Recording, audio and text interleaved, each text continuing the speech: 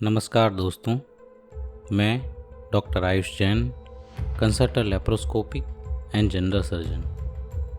पिछले अंक में हमने देखा राजा सुमुख ने वनमाला को उठवाकर अपने साथ रहने के लिए मना लिया था और मृत्यु के बाद दोनों विद्याधर राजा और रानी के रूप में उत्पन्न हुए थे और भोगों के लिए कभी कभार युगलिकों के क्षेत्र हरिवर्ष में जाया करते थे। और इधर स्त्री के विरह से जलता हुआ वनमाला का पति वीरक अज्ञान तप करने लगा। उसने ऐसा निदान किया कि मैं अनेक स्त्रियों का अधिपति बनूं।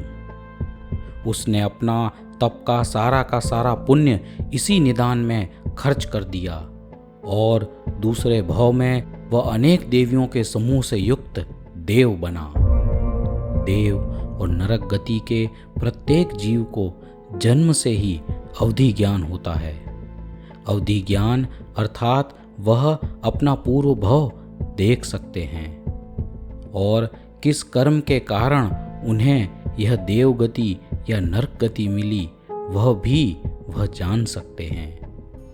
देव अपने अवधि ज्ञान से देखता है कि उसके कौन से पूर्व जन्मों के कर्मों के कारण उसे यह देव गति मिली है।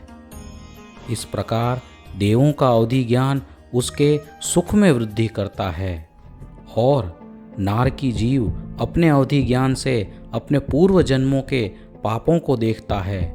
इसलिए नारकी जीव का वही अवधि ज्ञान उसके दुख में वृद्धि करता है।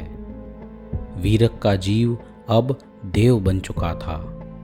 उसने जब देखा कि वह राजा जिसने उसकी पत्नी को उठा लिया था और उसकी स्वयं की पूर्व भव की पत्नी वनमाला जो अब इस राजा के साथ भोग ऐश्वर्य में मग्न थी, तो उसे यह सब देखकर बहुत क्रोध आया और वह उन दोनों को हरि क्षेत्र से उठाकर भरत क्षेत्र के आर्यखंड में रख गया, जहां से अब यह विद्याधर राजा और रानी अपने विद्याधर के साम्राज्य में नहीं जा सकते थे।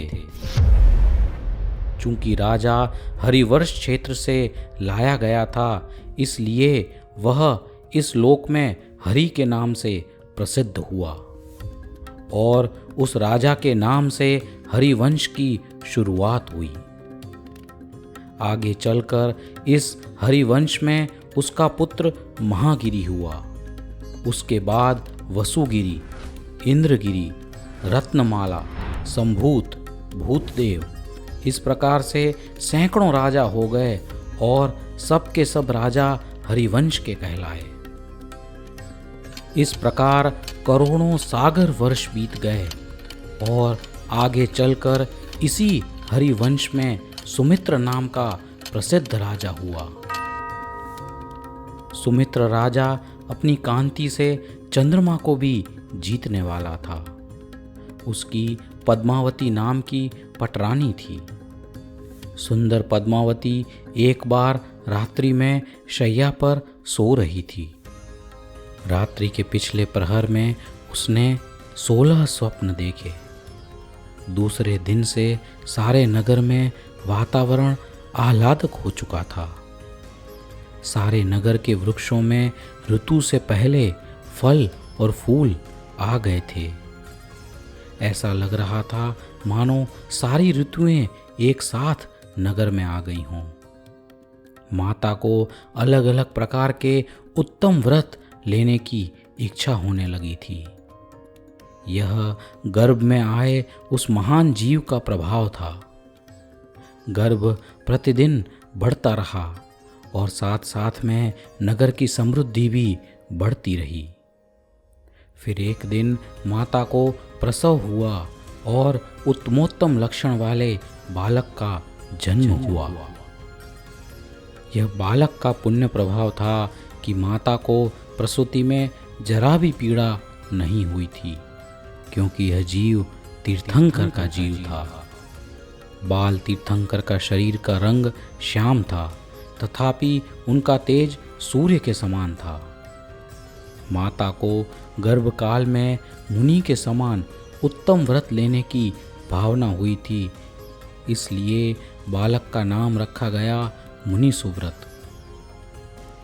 बालक का जन्माभिषेक हुआ। सुंदर शरीर को धारण करने वाले मुनि सुव्रतनाथ स्वामी ने अपने यौवन में अनेक स्त्रियों के साथ विवाह किया और उत्तम प्रकार के भोगों में उनका जीवन व्यतीत होने लगा। मुनि सुव्रतनाथ जन्म से ही 3 ज्ञान के धारक थे: श्रुत ज्ञान, मति ज्ञान और अवधि ज्ञान। 5 इंद्रियों से जो अनुभव में आता है वह है मति ज्ञान, और उन 5 इंद्रियों के ज्ञान के ऊपर चिंतन और मनन करने से जो ज्ञान प्राप्त होता है वह कहलाता है श्रुत ज्ञान।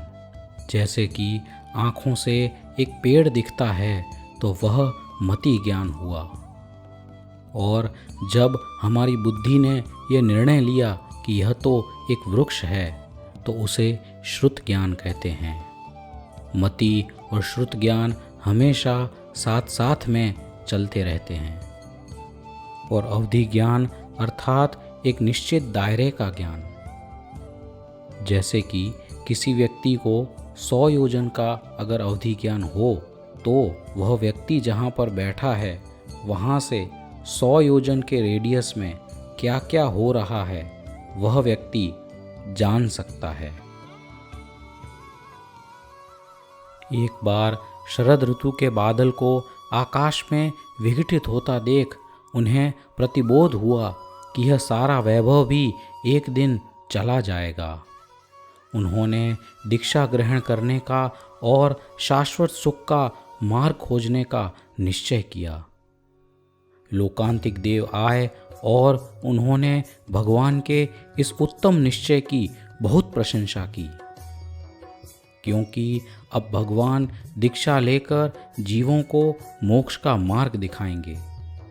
लोकांतिक देव ब्रह्मलोक के अंत में रहते हैं और सिर्फ भगवान के दीक्षा प्रसंग में ही आते हैं।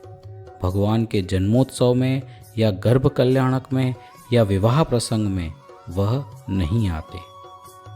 दीक्षा लेने के साथ मुनि सुव्रतनाथ को मनः पर्व ज्ञान उत्पन्न हुआ। मनः पर्व ज्ञान अर्थात सामने के व्यक्ति के मन के विचारों को जान सकने वाला ज्ञान। मनः पर्व ज्ञान फेस रीडिंग नहीं है।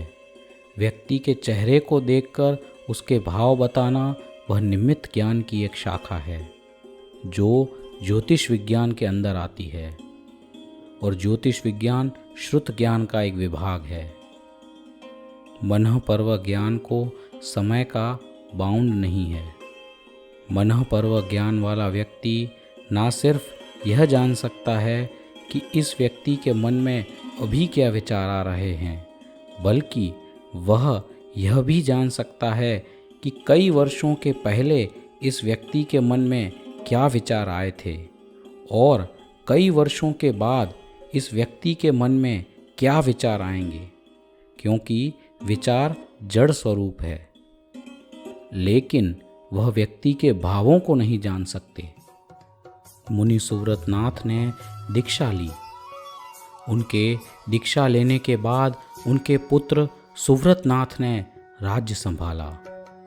उनके बाद क्रमशः इलावर्धन, श्रीवर्धन, श्रीवृक्ष, संजयंत, कुणिम, महारथ इत्यादि सैकड़ों राजा इस हरिवंश में हो गए।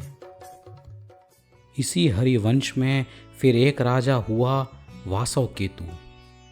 उसकी विपुला नाम की पटरानी थी। उन दोनों से एक पुत्र का जन्म हुआ जिसका नाम रखा गया जनक। हाँ, ये वही जनक राजा हैं जो माता सीता के पिता थे। तो इस प्रकार हरिवंश में 20वें तीर्थंकर श्री मुनि सुव्रतनाथ भी हुए, और वही हरिवंश में आगे जाकर राजा जनक हुए जिनकी पुत्री हुई सीता। भगवान मुनि सुव्रतनाथ का इस हरिवंश में होना एक आश्चर्य था, क्योंकि प्रथम तीर्थंकर ऋषभदेव भगवान से लेकर 19वें तीर्थंकर मल्लीनाथ तक सारे के सारे तीर्थंकर इक्ष्वाकु वंश में हुए। अगर आपको मेरा यह प्रयास पसंद आता है तो please like, share and subscribe और आपके विचार हमें बताना ना भूलें।